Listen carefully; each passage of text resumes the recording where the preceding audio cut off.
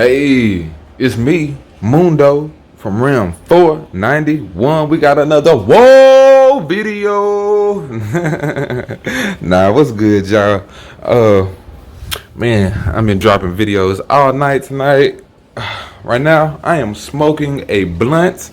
I am smoking a blunt of Purple Frost. It is delicious. Yeah, I am getting lifted, It is right now. It is 11:41. I've been making videos for about an hour and a half now. So this video is part 2 of equipment and the tricks and things that you could do with your equipment. So we talked about the basic stuff with equipment. Now we're finna talk about the special attributes that we have with the equipment. Now, each weapon slot or each equipment slot, has a special attribute that can add to your equipment. Now, your special attribute what you could get for each slot doesn't change depending on the equipment. The slot itself has a set of attributes that you could possibly get.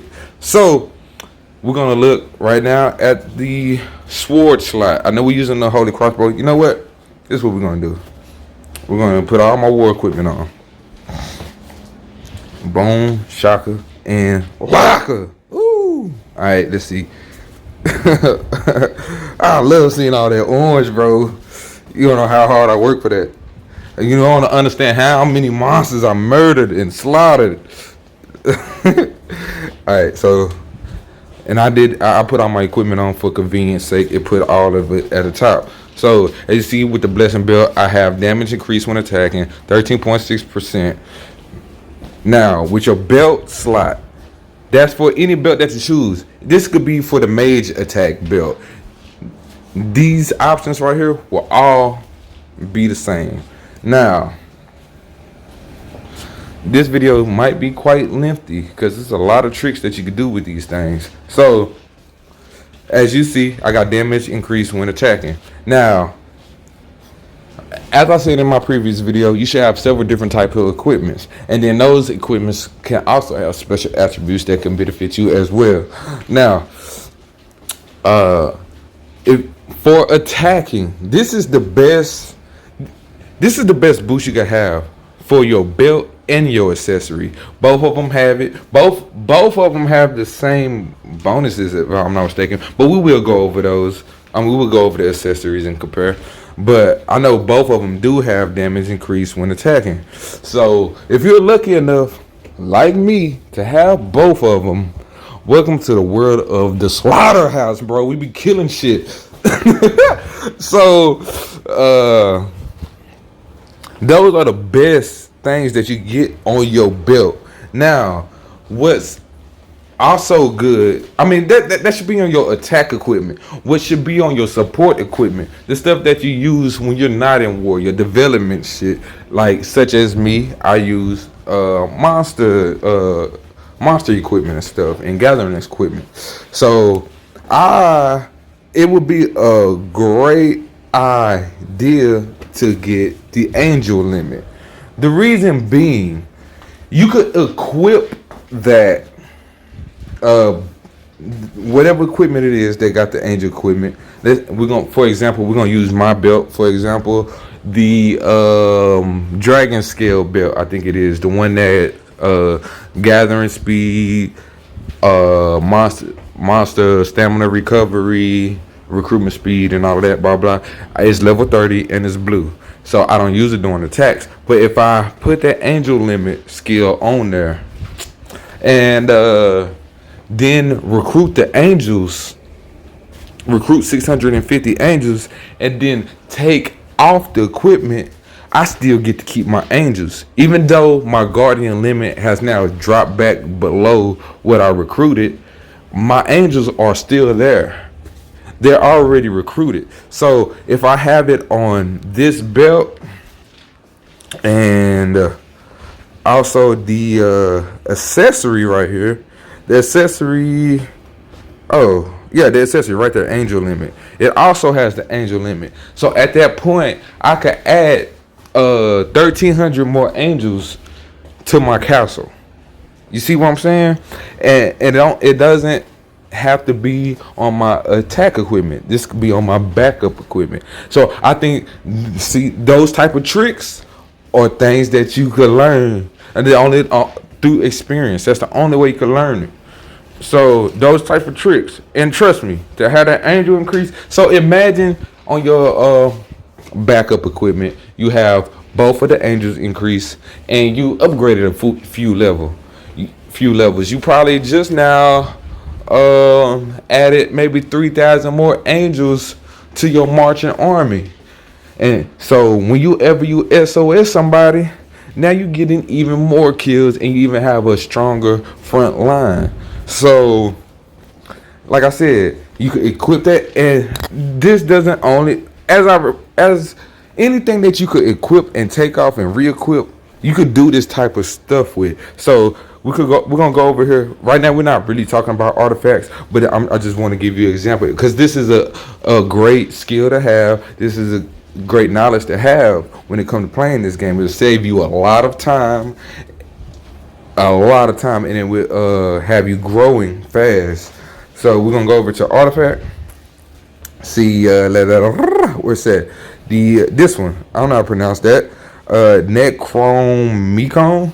Necromicon, whatever. You see, it says max Golem 625. I use this all the time. As I mentioned in previous videos, I trap people all the time. So what I would do is I would equip this. First I will max out all my golems. Right? I max out my golems, but right now they in the hospital and stuff. And then I will equip this, which allows me to recruit another 625 golems. Now, with that being said, with these two tricks, with this angel recruitment trick and this golem recruitment trick, you have to re-equip those artifacts and that equipment before you take them out of the temple. So let's say I got my angels in here, they cooked up, they ready, I done performed the trick. Now if I take my angels out and not have my equipment equipped, I don't get those angels at all. I don't get their resources back, and I don't get those angels. So keep that in mind also. Please keep that in mind. You don't want to get pissed the fuck off. And so that also applies with the golems. So you want to make sure you re-equip your Necrome or whatever before you take out your golems. And so with that being said, I know we're not talking about artifacts, but with that being said, at that point you could equip Necrome and this cup of Jamshid. Now you adding 1,700 more golems to your castle. So, and I know a lot of people don't like golems. I like golems. I like every troop. Every troop is battle power. That's how I see it. Every troop is a distraction, in my opinion, for my good troops to kill them. And my good troops are my archers. So as long as I keep stuff in front of them and slowing down, all of my archers are gonna peel your infantry back. You're gonna regret attacking me if you attacking me, or if I'm attacking you. Regardless, you ain't gonna like it. So yeah, those type of tricks are very important to know. So yeah, that's why you saw me put in one of my videos, I had started that healing. You saw me put my healing stuff on and then heal my troops. Then I took it off and put my monster stuff on, kill my monsters. Then I put my gathering stuff on, sent them out to go get gems. And so that's how you rotate and use your equipment. For my new players, that's very important that you understand this. It's very important that you study the blacksmith. It's very important that you study the special attributes that you could get from your equipment. And as I said, I got ADD, so sometimes you see me do stuff on the game for absolutely no reason. Like I just took off my equipment for no reason. So yeah, so you see, for my belt and my accessory, I have damage increase when attacking. That is the best attributes you could get for those 2 weapon slots. Let me see. With my boots. My boots. There's a snake in my boot.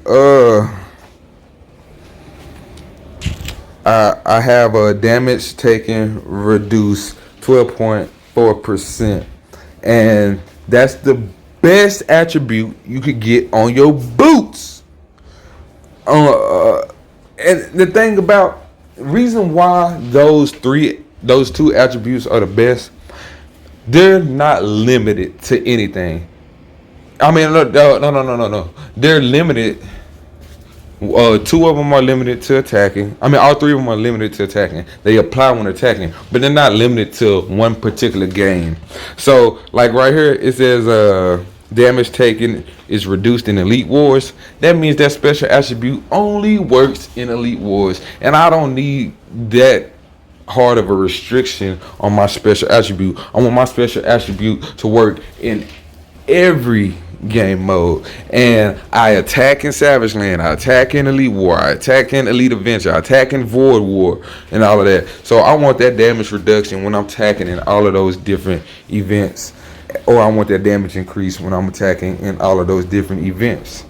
So that's why you see on my equipment, I'm going for damage stuff, because I got high technology, and really I just need to increase my damage stuff. I got my damage stuff. I got everything nice and lined up. Y'all don't understand. This castle is finna be an absolute ridiculous monster. All right, now you see on my body armor, I have reduced damage from archers, and that's just that's one of the best you could get. Now, with your helmet and your body armor, they have the same attributes. So you could get damage reduction from mages on either one of them, and then on the opposite one you could get the archer, so you could get both damage reductions. So the reason why I think you should get mage damage reduction and archer damage reduction over angel damage reduction, you're not going to come across angels as often as you come across archers and mages. So let's say someone attacks you with an SOS, which is rare. I mean, it will happen, but come on, let's be honest. It's much rarer for that to happen than if you getting attacked in a speed attack. So with that being said, and that depends on if you know how to bait people in to come attack you and all of this. But we talk about battle strategies and all of that stuff, where you can apply all of that stuff in other videos. Right now, it's rare that you run across angels. You probably run into them in Elite Wars, events that you don't lose troops. That's when you really. But when it comes to Void, you ain't gonna really run across too many unless it's from an SOS, and that's honestly not a big deal. Well, at least SOSs don't damage me, so they're never a big deal to me or whatever. So yeah, so it's gonna be more times that you gonna run across an army with one angel in it, and the rest is gonna be infantry and archers, or infantry and mages. So yeah, I chose because I feel like I'm gonna deal with more archers and more mages. So that's why for my helmet and my body armor, I chose to reduce those two. As you saw, I didn't upgrade my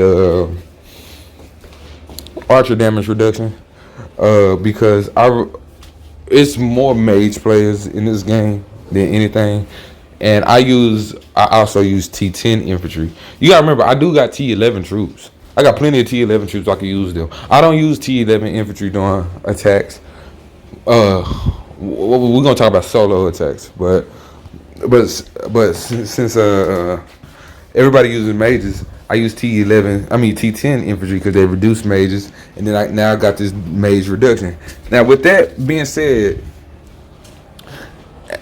I just went through the oh yeah, so the special attribute I have on my sword is damage increase against infantry for 10.5%. And of course, you want to kill their infantry. I didn't upgrade it too much, only 4 times. The mage reduction is actually what I upgraded the most. That's 9 times. And I'm going to take that all the way to level 30 before I go to archers, and then I'm going to take archers all the way to level 30. Reason being is because those 2 attributes work in every single game mode, whether it's attack or defense as well. So they work all the time, anytime. So yeah, and same with the infantry attack. Damage increase. I want to keep on stacking up on that infantry damage that I explained to y'all in the previous video. I think it was almost 80%. Whenever I'm aiming at infantry, I almost have an 80% damage increase from my archers, my T10 archers. So I want to accumulate. I want to keep on accumulating on top of that. So those are my attributes. Those are my ideas. Those are my tricks of the trade. And that's how you could get the absolute most out of your army. And this works, and whether you spend money or not, you could acquire all of this, and it all benefits you. And whether it's blue, purple, or orange. You see, I even use green equipment. You know what I'm saying? And it's level 20 at that. And I use it for the building speed. All of this equipment, I use green equipment down here for more building speed, So all of this equipment can be used, whether it's green, blue, or orange, because it's either use the boost or don't use the boost at all. But when you realize how long you're not using the boost, you realize how many hours you really missed out on saving and how much faster you could have got things done. Because in 2.5 years I've been playing this game, that's a lot of hours, people. That's a lot of hours. Do they got hours on here? Didn't they have, oh, there you go. 848 days, 7 hours, and 62 minutes. Now, I've been having this knowledge of the game since about maybe 3 to 6 months after playing. So I applied, and honestly, I played this game for maybe 8 months before I actually got into this realm and started this castle. So I came to this realm with all of this knowledge about equipment. And remember, I told you I was a big spender when the round first started, and I would only spend it on material because I knew I would need it, and I knew how long it would last and how long it would take to get. I knew it was more important than anything else. And honestly, when I wasn't able to spend money for so long, it's what kept me up with everybody. Honestly, I was already ahead of everybody. Everybody else had to catch up to my equipment, but also, all of my special attributes, that was natural growth, completely natural growth. Now, so with that, you want to make sure you get to wave 10 Royal Challenge. The reason why? Because at that point, you're growing at your fastest. Don't let nobody tell you anything different. At wave, if you completing wave 10, you're growing at your fastest, and you're getting the most azurite that you could get, the most experience that you could get, and the most obsidian steel. That means you get 10 obsidian steel every day. So you want that obsidian steel because those bonuses are important, and they're free, and you could get them a lot. Another way to get more obsidian steel is the defense command. Go to the store, you get 20, you could buy 20 a week, and I make sure I buy 20 of those every week. So that's what I do with that. That's how I get my obsidian steel. Completing my daily tasks. You gotta complete the daily task so you get your what is it? I think it's three obsidian steels. From that, right now I'm completing wave 9, so every day I get 12 obsidian steel. Um, Let me see. Is that everything about? Yeah. So if you learned anything from this video, I appreciate you for listening. If you enjoyed this video, again, I appreciate you for listening. And I'm gonna see you in the next video, you guys. You gotta understand, I find these videos back to back. This is probably my 5th video tonight. I'm over here kicking back, smoking a blunt. I'm vibing with my WAO community.